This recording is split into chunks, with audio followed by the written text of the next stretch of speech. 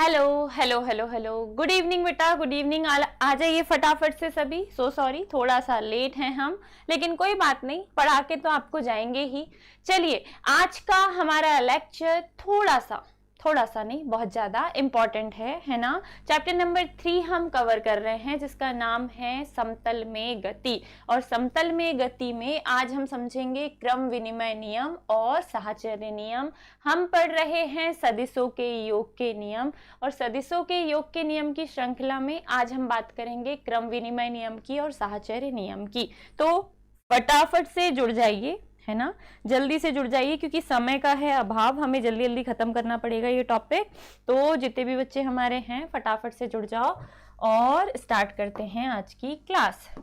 चलिए जी, पहला जो हमारा नियम है वो है क्रम विनिमय नियम, जो कि लिया गया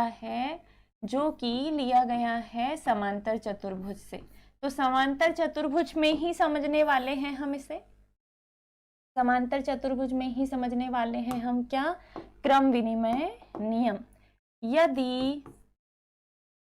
यदि दो सदिश, इस नियम के अनुसार यदि दो सदिशों को जोड़ने का क्रम उलट दिया जाए, इस नियम के अनुसार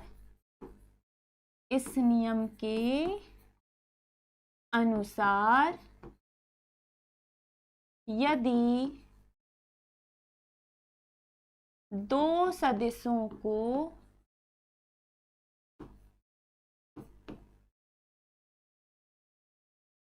जोड़ने का क्रम, यदि दो सदिशों को जोड़ने का क्रम उलट दिया जाए तो तब भी उनका परिणामी सदिश समान रहता है। उलट दिया जाए तब भी उनका जो परिणामी सदिश है वो समान रहता है बेटा। परिणामी सदिश समान रहता है। यही सदिशों के योग का क्रम विनिमय नियम है।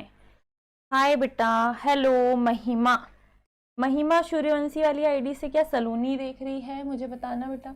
यही सदिशों के योग का कौन सा नियम है बच्चा, क्रम विनिमय नियम है। क्रम विनिमय नियम है। यदि दो सदिशों को जोड़ने का क्रम उलट दिया जाए तब भी उनका जो परिणामी सदिश होता है वो समान रहता है। मान लीजिए कोई दो सदिश ऐसे प्रदर्शित हैं कि ये किसी समांतर चतुर्भुज की दो भुजाएं बनाते हैं। एक भुजा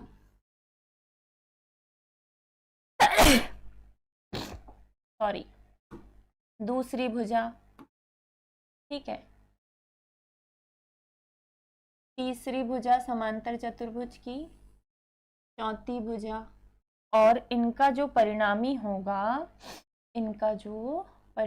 होगा वो होगा बीच की तीसरी भुजा, जो कि होता है विकर्ण, है ना। ये हमने कल पढ़ा था, जो सदिशों के योग का समांतर चतुर्भुज नियम है, ये हमने कल पढ़ा था। अब समांतर चतुर्भुज नियम से ही निकल के आएगा बच्चा, समांतर चतुर्भुज नियम से ही निकल के आएगा कौन सा नियम, क्रम विनिमय नियम। कौन सा नियम बेटा, क्रम विनिमय नियम, ठीक है। महिमा वाली आईडी से, ओके, हाँ मैम, ओके, ठीक है बेटा। चलो ध्यान से देखना और समझना थोड़ा सा, है ना। मैंने ये बोला कि हमारे पास दो सदिश है। एक सदिश है बेटा पी क्यू, इसका परिमाण है ए सदिश, बीच में करना है प्लस। एक सदिश है क्यू आर, इसका परिमाण है बी सदिश, योग करना है तो दोनों को जोड़ दो और लगा दो बराबर का निशान। बराबर का निशान लगाने के बाद मुझे ये बताओ, ये है P, ये है Q, जुड़ेगा तो ये क्या हो जाएगा, QR, जुड़ेगा तो ये क्या हो जाएगा, QR, और आखिरी भुजा का नाम दे दो S। तो PQ का मान क्या है बेटा, PQ का मान है A सदिश, तो सामने वाली भुजा SR का मान भी क्या होगा, A सदिश। QR का मान क्या था, B सदिश, तो इसके सामने वाली भुजा PS का मान भी क्या होगा, B सदिश। तो हमें मान चाहिए किसका, PR, जो कि इनका विकर्ण है, जो कि इनका क्या है, विकर्ण है। डन है, ठीक है, समझ पा रहे हो क्या बोल रही हूँ मैं। एक मिनट जरा, तुम लोग के कमेंट क्यों बंद हो जाते हैं यार, अब नहीं होंगे है ना, चलिए अभी नहीं होंगे, फटाफट से जितने भी बच्चे जुड़े हैं बिना बोले लाइक कर देना है ना, लाइक्स की संख्या ही नहीं है भाई। चलिए जी, हाँ, इस नियम के अनुसार, किस नियम के अनुसार, सदिशों के योग के क्रम विनिमय नियम के अनुसार यदि दो सदिशों को जोड़ने का क्रम उलट दिया जाए, तब भी उनका जो परिणामी सदिश रहता है, उनका जो परिणामी सदिश होता है वो समान रहता है। यही सदिशों के योग का क्रम विनिमय नियम है। तो इसे अप्लाई करके देखिए ना, हमारे पास एक चतुर्भुज है PQRS। कौन सा चतुर्भुज है बेटा, समांतर चतुर्भुज, समांतर चतुर्भुज PQRS में हमें दो त्रिभुज दिखाई दे रहा है। पहला त्रिभुज कौन सा है, PQR। त्रिभुज PQR में हम लगाएंगे सदिशों के योग का त्रिभुज नियम। कौन सा नियम, त्रिभुज नियम। त्रिभुज PQR में हम लगाएंगे सदिशों के योग का त्रिभुज नियम। चलिए जी, अप्लाई करके देख लेते हैं क्या होता है ना। नहीं आएगा, यहीं रहने देते हैं, ठीक है। अब क्या कर सकते हैं, तो एक भुजा है PQ, योग किया है किसके साथ, QR के साथ, तो मिल गया है क्या, PR, कर्ण मिल गया हमें, है ना। ये दोनों भुजाएं जोड़कर हमें क्या मिल जाती है, त्रिभुज की तीसरी भुजा, जिसे हम क्या कहते हैं, कर्ण। PQ का मान क्या है, A, QR का मान क्या है, B, तो PR का मान क्या होगा, A plus B, that is equation number 1। यही है समीकरण नंबर 1 कि हमने PQ और QR को जोड़ा तो हमें क्या मिल गया, PR मिल गया, और PR का मान क्या मिल गया, PR का मान मिल गया बेटा A प्लस B सदिश। क्या मिल गया, PR का मान A प्लस B सदिश, ठीक है। अब ऊपर वाला त्रिभुज देखो, ऊपर वाला त्रिभुज PSR, त्रिभुज PSR में फिर से की अप्लाई करो, कौन सा नियम, सदिश योग का त्रिभुज नियम। कौन सा नियम, त्रिभुज नियम। त्रिभुज नियम, त्रिभुज नियम से अगर हम इसमें देखें तो पहली भुजा क्या है, PS, दूसरी भुजा क्या है, SR, और बराबर तीसरी भुजा मिलेगी PR। PS का मान क्या है, B सदिश, SR का मान क्या है, A सदिश, और बराबर में PR का मान क्या हो जाएगा, B प्लस A सदिश। क्या हो जाएगा बेटा, B प्लस A सदिश। डन है जी, ठीक है, यहां तक आ गए आप। चलिए यहां तक आ गए आप, ओके, ठीक है, लेट हो गए आज हमें ना, कोई बात नहीं। तो समीकरण 1 और 2 को ध्यान से देखो, एक में A प्लस B बराबर PR है, दूसरे में B प्लस A बराबर PR है ना। एक में A प्लस B बराबर PR है, दूसरे में B प्लस A बराबर क्या है, PR।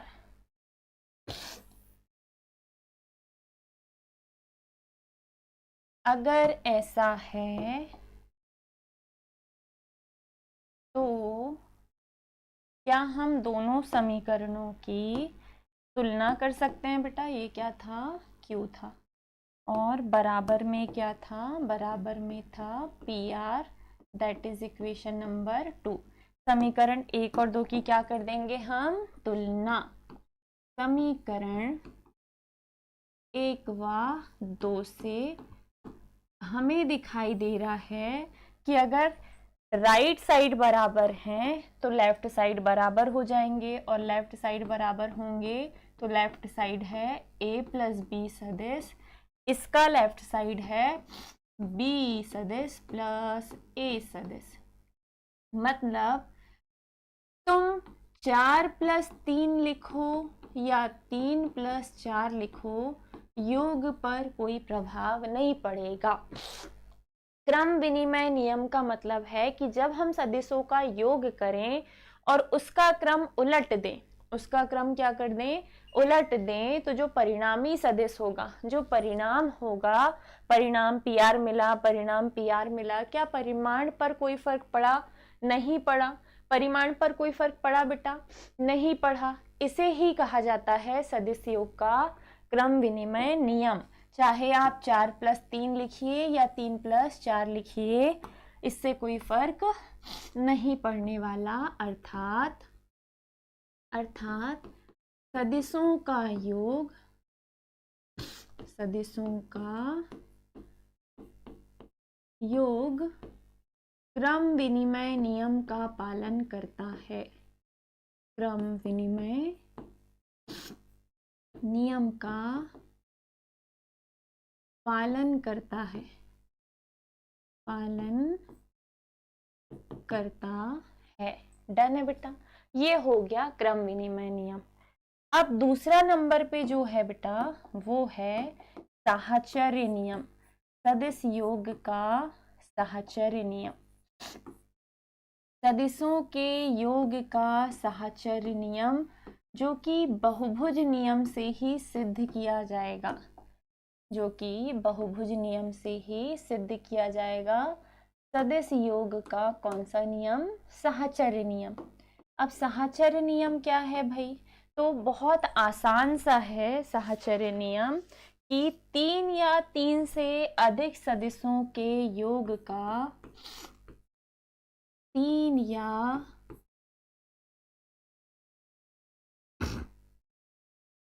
तीन से अधिक सदिशों के, इम्पॉर्टेंट है बेटा ये, है ना, अभी क्वार्टरली में आएगा आपके, सदिशों के योग का 3 या 3 से अधिक सदिशों के योग का योग पर अवयवी सदिशों के समूह बनाने की विधि का, अवयवी सदिशों के, अवयवी सदिशों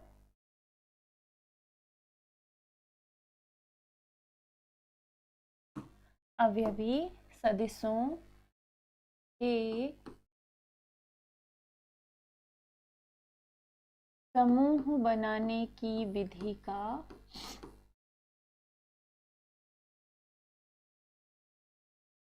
कोई प्रभाव नहीं पड़ता, विधि का कोई प्रभाव नहीं पड़ता। ठीक है बेटा, विधि का कोई प्रभाव, तुम 3 या 3 से अधिक सदिशों का योग करो और अवयवी सदिशों का बना दो समूह, इससे इस पर कोई प्रभाव नहीं पड़ता। यही सदिशों के योग का कौन सा नियम है बच्चा, साहचर्य नियम है। यही सदिशों के योग का साहचर्य नियम है, नियम है। चलो करते हैं इसे सॉल्व। पहले हम बनाएंगे सदिशों का समूह, है ना, एक सदिश, दूसरा सदिश, तीसरा सदिश। हम इन सदिशों का करने वाले हैं योग, हम इन सदिशों का करने वाले हैं योग। डन है। चलो करके देखते हैं योग, है ना, क्या फर्क पड़ जाता है। पहले सदिश की भुजा है पी क्यू, परिमाण है इसका ए। दूसरे सदिश की भुजा है क्यू आर, परिमाण है बी। तीसरे सदिश की भुजा है आर एस, परिमाण है सी। 3 पर्याप्त है, 3 से ज़्यादा लोगे तो आपका ही जो फॉर्मूला है वो बहुत खिंच पे जाएगा, तो इतना ही रहने दो बेटा, है ना। आवाज़ वगैरह सब क्लियर है ना, सब बढ़िया है।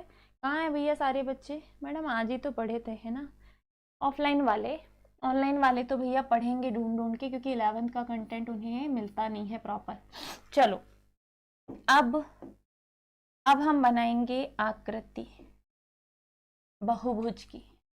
एक सदिश है पी क्यू, एक सदिश है क्यू आर, एक सदिश है पी आर एस, और जो बंद करने वाली भुजा है बाय गॉड,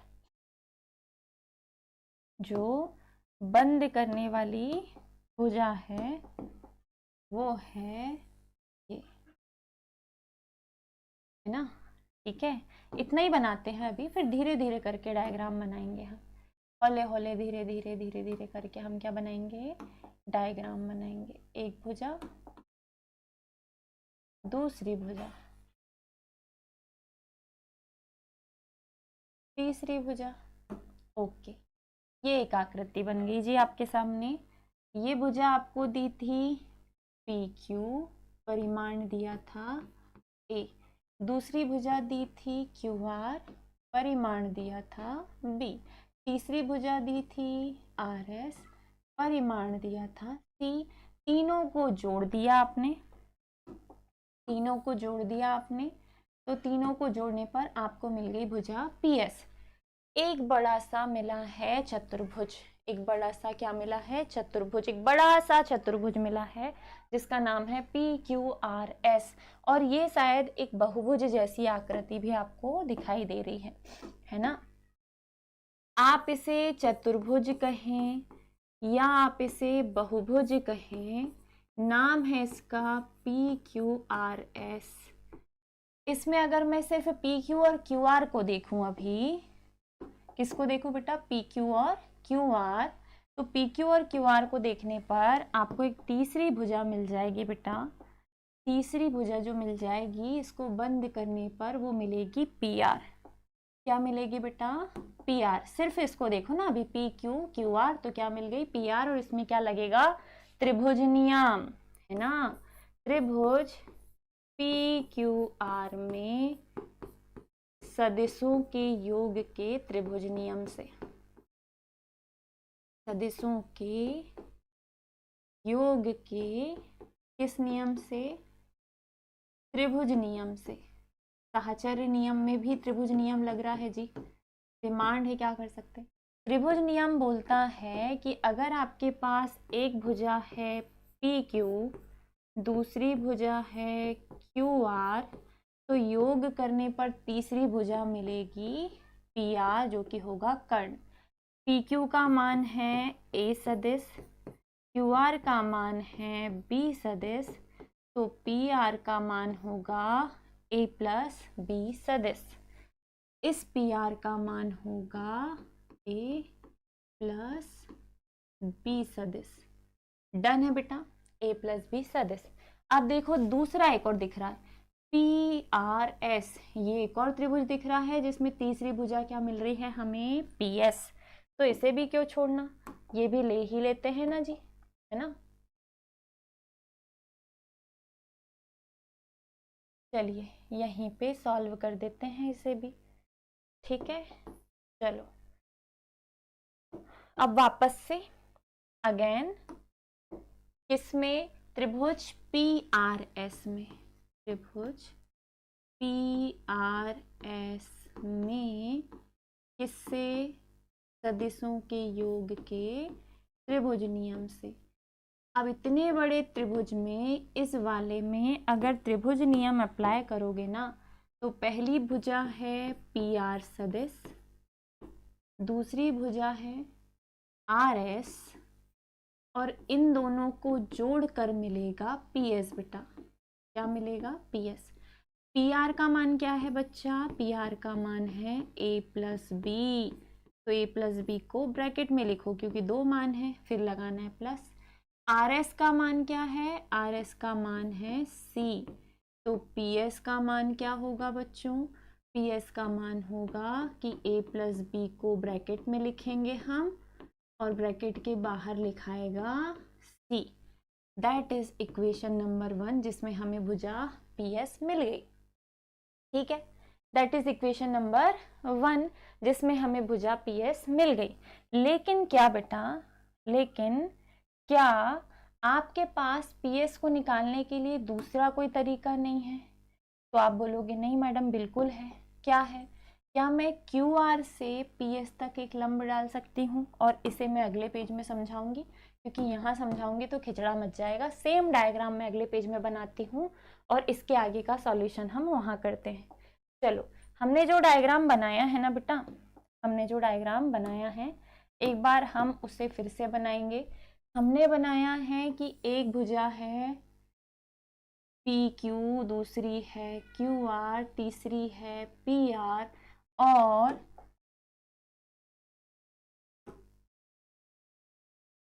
इसे बंद करो, इसे हटाओ, इसे भी हटाओ, कलर चेंज कर दो, इसे भी हटाओ, कलर चेंज कर दो।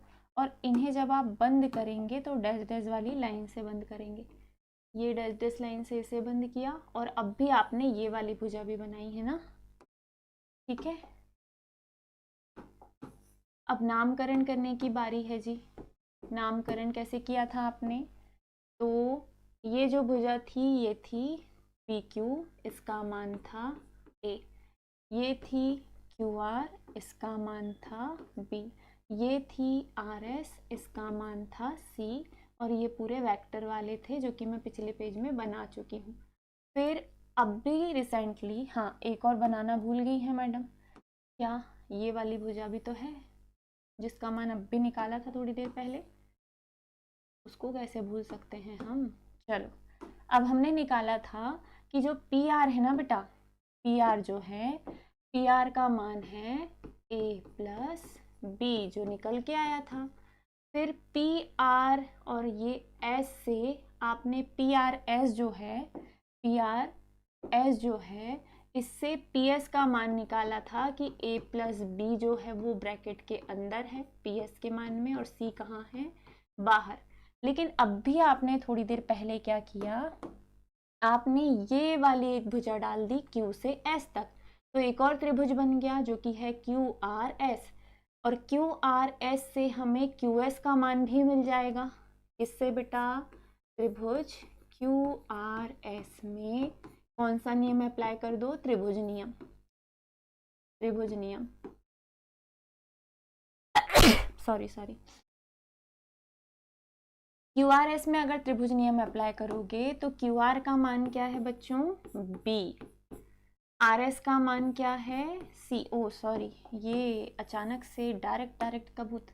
पहली भुजा है बेटा क्यू आर वैक्टर, दूसरी भुजा है R S vector, and the solution will be Q S vector. मतलब दोनों को जोड़कर हमें क्यू एस मिलेगा। क्यू आर का मान है बेटा बी, आर एस का मान है सी, तो क्यू एस का मान क्या मिलेगा? बी प्लस सी।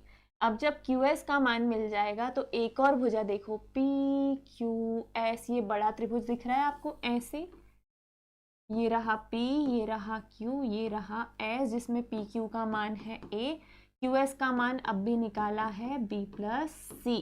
तो क्या हम इससे PS का मान निकाल सकते हैं जब हमें QS का मान मिल जाए? तो बिल्कुल निकाल सकते हैं, निकालेंगे ही। किसमें? त्रिभुज PQS में।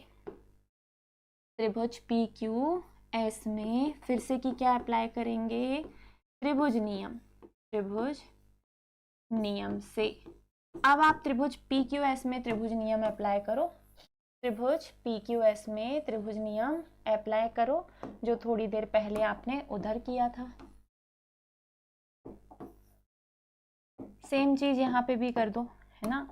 त्रिभुज पी क्यू एस में अप्लाई करोगे तो पहली भुजा क्या है बेटा, पी क्यू सदिश, दूसरी भुजा क्या है, क्यू एस सदिश, और पी क्यू और क्यू एस को जोड़ने पर त्रिभुज की तीसरी भुजा क्या मिलेगी, पी एस सदिश। मान रखिए पी क्यू का मान क्या है, ए सदिश, क्यू एस का मान अब भी निकाला है, क्यू एस का मान क्या निकाला है, बी प्लस सी, और बराबर में किसका मान निकल के आया है, पी एस का, दैट इज इक्वेशन नंबर 2। अभी थोड़ी देर पहले a प्लस बी प्लस सी निकाला था समीकरण नंबर 1 में, ये देखिए समीकरण 1 में भी पी एस का मान निकाला है, और अभी फिर आपने समीकरण नंबर 2 में किसका मान निकाला है, पी एस का। किसका मान निकाला बेटा, पी एस का, यहाँ लिखा है a प्लस, ठीक है, किस किस से, समीकरण 1 व 2 से। दोनों के राइट हैंड साइड बराबर हैं तो लेफ्ट हैंड साइड बराबर हो जाएंगे। उस तरफ का लेफ्ट हैंड साइड है a प्लस बी सदिश और ब्रैकेट के बाहर है c, यहाँ पे है a बाहर और b प्लस सी अंदर। तो मुझे एक बात बताइए कि 2 प्लस 4 ब्रैकेट के बाहर 3 लिखा रहे या 2 प्लस 4 प्लस 3 लिखा रहे। 2 और 4 6 को पहले सॉल्व करोगे, प्लस 3 जोड़ोगे, फिर 2, 4 और 3 को पहले सॉल्व करोगे, 6 और 3 9, 7 और 2 9। क्या सॉल्यूशन के आंसर पर इनके ये ग्रुप जो बने हैं, इस ग्रुप को बनाने पर का कोई प्रभाव पड़ा है? नहीं पड़ा। जब हम अवयवी सदिशों का योग करते हैं तो जब हम 3 या 3 से अधिक सदिशों का, अभी तो 3 ही लिए थे, इनसे ज़्यादा का भी करोगे तो इनके जो समूह बना रहे हो कि ए प्लस बी को ब्रैकेट में ले रहे हो, बी प्लस सी को ब्रैकेट में ले रहे हो, इस समूह बनाने की विधि का इस पर कोई प्रभाव नहीं पड़ता। अर्थात इसके नीचे आप लिखोगे अर्थात सदिशों के योग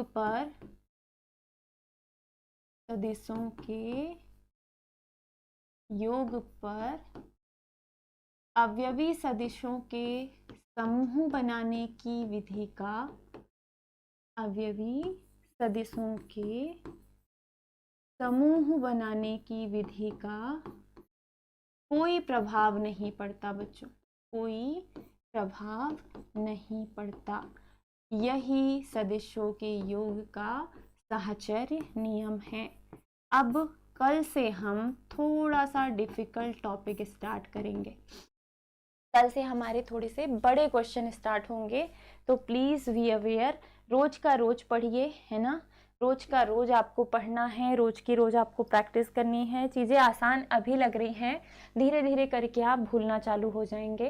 तो ये जो हमने पढ़ा है अभी बेटा, पहला हमने पढ़ा है सदिशों के योग का क्रम विनिमय नियम। आप डायग्राम बनाने के बाद एक के नीचे एक लिखोगे लास्ट तक, ऐसे मैंने जैसे कॉलम खींचे आजू बाजू में, वैसे आपको नहीं करना है। फिर आपको करना है साहचर्य नियम। इसमें भी सेम वही कि पहले थ्योरी लिखिए, फिर डायग्राम बनाइए, एक के बाजू में एक, फिर यहाँ से लिखना चालू कीजिए, इसके नीचे समीकरण 1 लिखिए, फिर डायग्राम फिर से नहीं बनाना, डायग्राम पिछले पेज में बना दिया हमने, फिर उसके नीचे ये लिख के यहाँ तक लाके ख़त्म कर दीजिएगा। यही सदिशों के योग का साहचर्य नियम है। तो आज हमने 2 क्वेश्चन पढ़े बेटा। फर्स्ट वन इज सदिशों के योग का क्रम विनिमय नियम और सेकंड इज सदिशों के योग का साहचर्य नियम। अगर यहाँ तक आप लोग आ गए हैं तो प्लीज़ वीडियो को लाइक कर दीजिएगा। नेक्स्ट क्लास आप लोगों की होने वाली है केमिस्ट्री की, थोड़े ही समय में 5 मिनट बाद आपकी केमिस्ट्री की क्लास स्टार्ट हो जाएगी। तो इसी लिंक पर आपको वापस आना है। अगर कहीं जा रहे हो तो फिर से यहीं आके केमिस्ट्री को अच्छे से पढ़ना है, क्योंकि केमिस्ट्री भी एक बारी में समझ में नहीं आती। स्पेशली जो ऑफलाइन वाले बच्चे हैं उनके लिए हम डबल से काम कर रहे हैं। क्योंकि क्वार्टरली एग्जाम में ज़्यादा समय नहीं है और हम नहीं चाहते कि आप लोगों का जो एग्ज़ाम है वो बेकार जाए, है ना। तो आपको अच्छे से प्रैक्टिस करनी है, ये 10वीं के जैसे नहीं है। 11वीं जो है वो बहुत खतरनाक होती है। इवन अगर आपको आगे किसी एग्ज़ाम की तैयारी करनी है, नीट की या किसी भी एग्ज़ाम की जिसमें आपको 11th परस्यू करना पड़ेगा, तो आपको बहुत बेहतरीन प्रैक्टिस करनी पड़ेगी बेटा। वहाँ पे आपको सबसे ज़्यादा दिक्कत 11th के ही कोर्स में आने वाली है। तो क्यों ना अभी से ही मेहनत करते हैं, अभी से ही अपना फाउंडेशन स्ट्रॉन्ग करते हैं। तो चलिए जी, मेरी क्लास होती है यहीं पर समाप्त। इतनी देर अगर आप लोग जुड़े हो तो प्लीज़ लाइक करके जाना। थोड़े समय में सर आ रहे हैं, सर की क्लास स्टार्ट हो जाएगी, तो कहीं जाइएगा नहीं। मैं आपसे यहीं विदा लेती हूँ। स्वस्थ रहिए, मुस्कुराते रहिए, ऐसे ही जुड़े रहिए सरल एकेडमी के साथ। Bye bye, take care, Radhe Radhe.